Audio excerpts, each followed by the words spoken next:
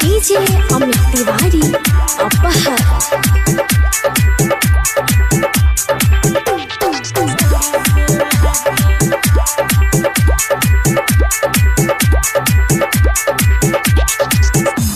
भाई रे ऑपरेशन करा दे, दिल न कोनो छौड़ी से लहगे।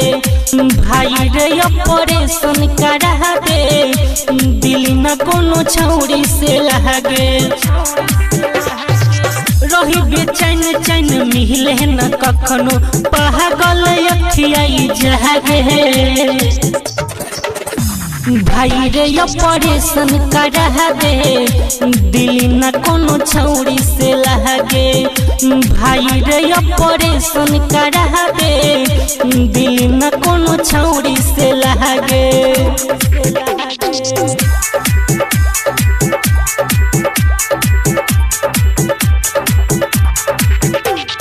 डीजे अमित तिवारी अपहर। रहते ने दिलबा है नहीं प्यार रे, टूटते ने दिलबा हमर बार बार रे। रहते ने दिलबा है नहीं प्यार रे, टूटते ने दिलबा हमर बार बार रे। प्यार मुहब्बत के फीली दिल फेर होने कहियो होला हवे।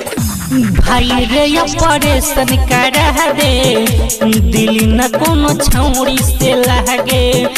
भाई रे ऑपरेशन करा दे, दिल न कोनो छौड़ी से लहगे।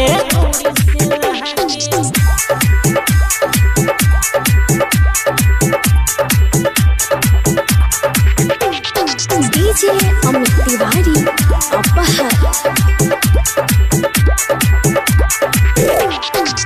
कोलबे भाई बिना दिल के गुजारा, लगे ने दिल फेरो कहियो दोबारा।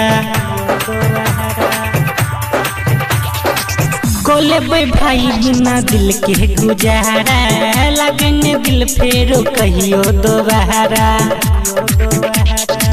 कुछ किसन हजे दुआ कर यहन रोग न के करो हो लागे।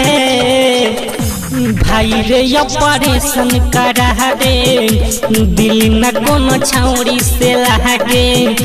भाई रे ऑपरेशन करा दे, दिल न कोनो छौड़ी से